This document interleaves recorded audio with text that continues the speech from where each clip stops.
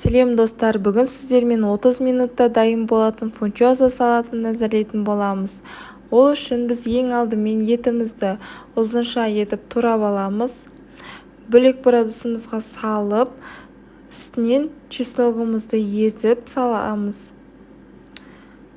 Чесногымызды езіп салғаннан кейін 2 кішкентай қасықпен соевый соус құятын боламыз. Және татымына қарай тұз, бұрыш саламыз.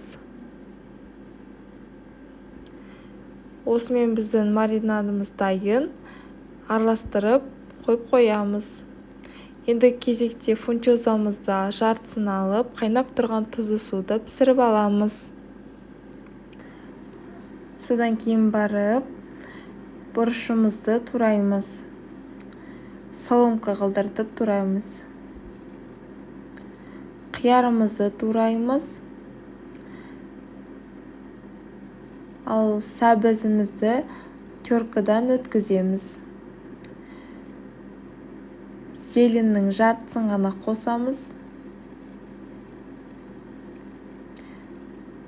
Пісіп тұрған фунчозамызды осылай бөліп алсаңыздар болады. Ендігі кезекте табамызды қыздырып, май құйып, чесногымызды әбден қызарғанша қуырамыз.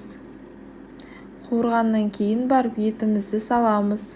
Етіміз пістау деген кезде көкөністерімізді, бұрыш, қияр, сәбіздерімізді саламыз. Содан соң барып шым тұз себеміз. Жаңағы етіміздегі тұзымыз бар, приправаларымыз бар, сондықтан қазір аз-аздан ғана қосамыз. Ең соңынан фунчозамызды салып, жақсылап араластырамыз. Осымен біздің фунчозамыз дайын болды. Баршаларыңызға ас болсын. Егер видео ұнаған болса, лайк басып, комментарий қалдырып, тіркелуді ұмытпа. Баршамызға ас болсын.